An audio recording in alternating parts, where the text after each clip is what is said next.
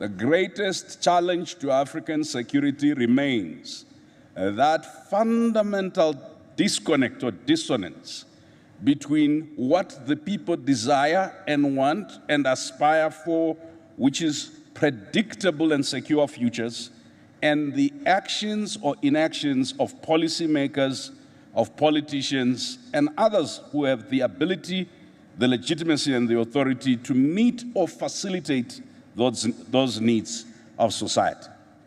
As a result of the fact that the state, the bureaucracy, and sometimes, yes, the military or securocracy is unable to play this fundamental function of facilitating and guaranteeing security that enables individuals, communities, and citizens to author their own predictable futures. The people whose needs remain unmet are more and more resorting to self-help in order to meet their needs. The gap created by leadership, the gap created by institutions, the gap created by governance is leading people to resort to self-help in order to meet their needs, to secure their futures and the futures of their children. And the state, the African state, that entity with the monopoly over the means of and distribution of violence, has failed to protect, to secure, except sometimes the state is very efficient in repressing expressions of poverty or very efficient in protecting a few elites, especially foreign elites. The state never fails to protect multinational companies each time any of their properties or interests are at stake. But the state sometimes grows amnesia when there is a threat to poor people or the poorest of the people. Which means, colleagues, if we're thinking about insecurity, ultimately, there is now a marketplace for and of the means of violence. And the merchants in that marketplace are drawn from various levels of society, including the global. For example, in some of the countries that are listening to me now, there are now local militias or defense units. Sometimes we call them some other names. We have gangs that control the extraction of gold, gangs that control the extraction of minerals, gangs that control narcotics, gangs included in the trade and trafficking of women and girls. Whether it's Zamazama in South Africa or Makorokoza in Zimbabwe, or what we are seeing in other parts of the continent. Of course, we have national armies and police and intelligence. It's not always clear who or what they are protecting. This is why this debate happening in the context and presence of security officers is clear. And then I think my brother, Minister Diop has referred you to the context of Mali, of the Sahel, and it is the context we're seeing in other parts of the continent, including parts of the Great Lakes and parts of the Horn, where private military companies from America, from France, from wherever, and external special forces are present, constantly assuring us that we are insecure and that they have brought security, but constantly unable to deal with the so-called minor problem of our insecurity. So whole governments and foreign money sometimes is pouring into parts of this continent, whether it's in the Sudan or elsewhere. Money is pouring from foreign governments. That money is not solving the extent of violence, it's not solving the insecurity, the forced displacement, but it's pouring. And some of it is being accrued as a debt by the people who are subject of the insecurity. The one thing, though, that as my brother Minister Diop will tell you, even in this period of uncertainty on whether a foreign army is present and special forces and private military companies was assuring any form of security, the one thing that remained secure was the gold moving out of our countries unprocessed. was the ore, the critical minerals, were things that were being taken. So I constantly really just come to remind, since these are generals, one has to be a respectful civilian and simply say, esteemed members of the security forces and diplomats, stop sleepwalking. Africa's insecurity or is security challenges in Africa, often we are then brought into, I call it a Premier League of pettiness, Minister. You know, they tell you the reason why these people are fighting is because of tribalism, Islam, Christianity, pastoralism, and etc. I say, and they just started fighting some more the minute you discovered gold, the minute you discovered chrome, the minute you discovered cobalt. Somehow, tribalism amongst illiterate and semi-literate people in my country has ratcheted up. Hey, my people, book illiterate, chrome literate. This coincidence does not work well. It's important for us to remember that tech and social media is fueling this marketplace of violence, the marketplace of discontent through misinformation and disinformation, as you have said, but also through production of content. So in essence, insecurity is highly diffused, whether you're talking at a country level or at a sub-regional or regional level, but also highly interconnected, right? So these violent criminals, whether it's intercommunal violence or internal and cross-border, it's very much interconnected. Which means, and talking to a few generals over tea breaks, everybody appreciates this. Military solutions, guns, bombs, grenades, will not solve as insecurity problem constructed around complex geopolitical, geoeconomic, and also extractivist interests.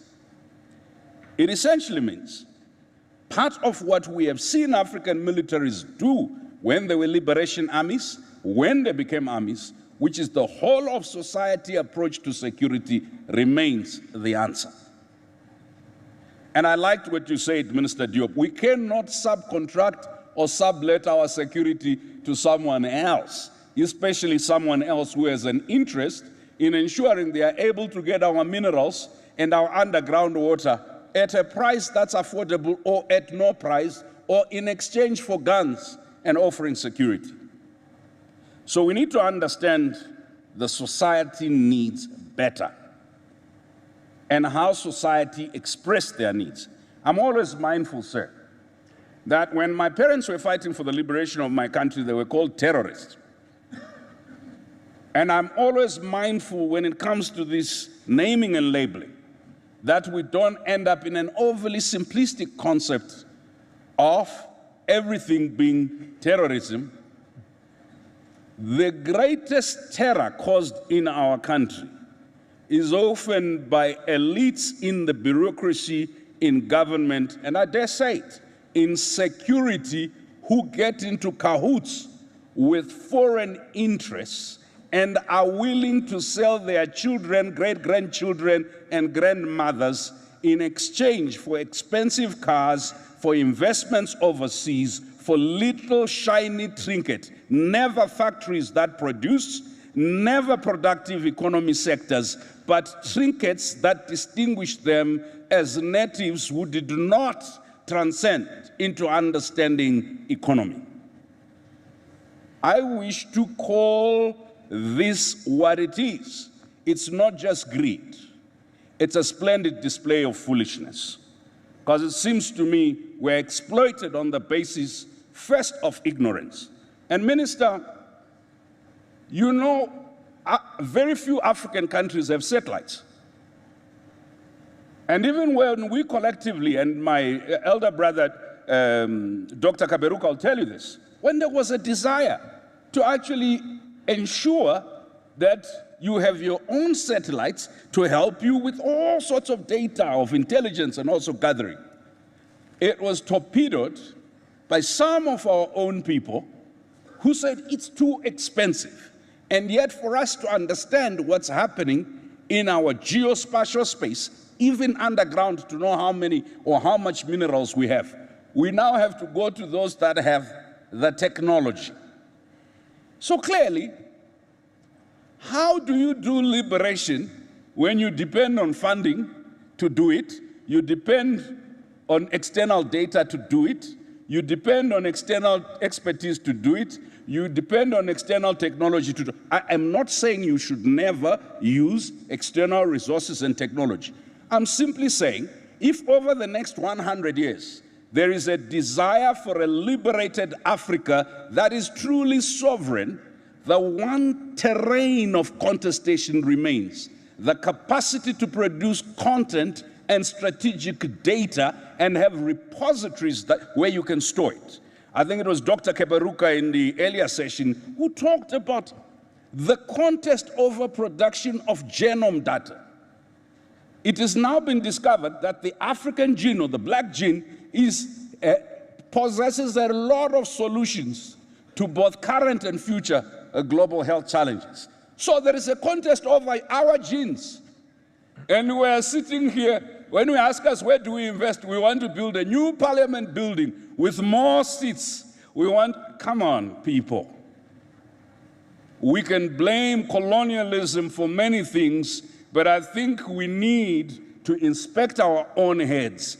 We have high unemployment rates, low productivity rates. We export unbeneficiated goods. We now have accentuated challenges related to poverty and inequality that are dramatized by others who want to exploit us some more.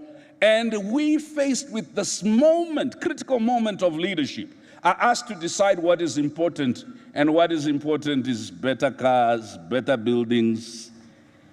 Our priorities insist, sir, that the challenges of insecurity are leadership related.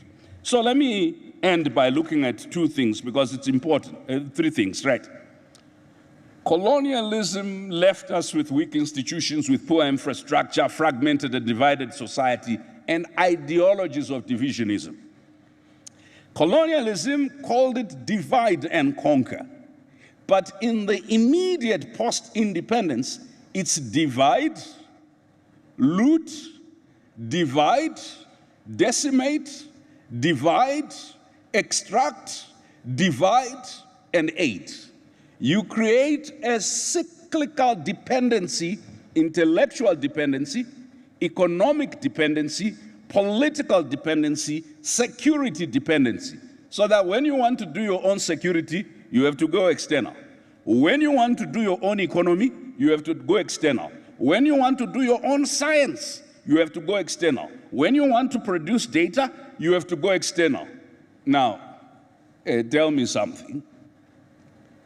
I am a very proud African, as you know. I have spent the last 30 years preaching Pan-Africanism. Dr. Kaberuka, what is Pan-Africanism without capacity to produce own liberation? What is Pan-Africanism without the capacity to think for yourself, to project the future through science, and etc.? So the arbitrary borders are only a problem, and globalization is only a problem because of the challenge. I want to end by saying, when you talked about cybersecurity, poverty, inequality produces hostility, sometimes hostility even to things that are necessary for one's protection. Let me repeat that. Poverty, inequality, and a sense of exclusion makes people hostile or bandits against their own states, bandits against their own institutions. The outrage that is produced in people who feel excluded. It was the minister yesterday of security said, are we afraid of the youth?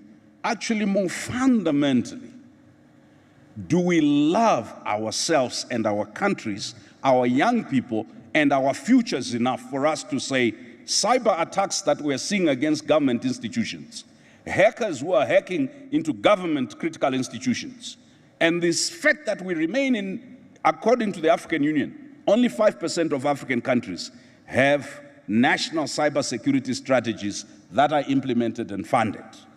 Now, the proliferation of cybercrime.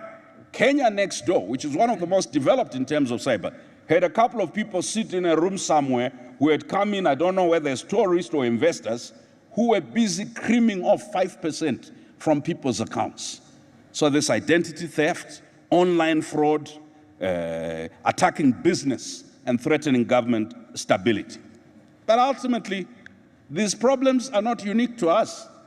How do we leverage artificial intelligence? My last point, and I know the chair wants me now to shut up. Insecurity in Africa is a gendered issue. Let me repeat. Insecurity has very fundamental gender dimension. Women hear me talk about, oh, insecurity because of colonialism, because of foreign powers, insecurity because of governance. But many women in Africa face infanticide and sexual and gender-based violence in homes. They face that violence, my brothers, from ourselves. So the insecurity for African women is a multi-layered component. Insecure because they are poor, insecure because of limited levels of education, insecure because some negative cultural practices reinforce it, but insecure because patriarchy, the assumed supremacy that we as males exercise, has essentially meant that even some police officers are guilty of beating up on their women. So I wanted to remind us, gender inequality must be part of the discussion of insecurity so that we are holistic in what we describe. You may know, my brother, that I have a particularly strong position that says, let's not conflate electoralism with democracy. Let's not conflate Western liberal democracy with democracy. The apartheid state in South Africa held free, fair, and regular elections where black people were not really included. This is how black people were included. They were asked amongst themselves in a black voters' roll to hold their own elections. So technically speaking, if you just are ticking boxes of liberal democracy, apartheid, that evil system, racist system, was a democratic system.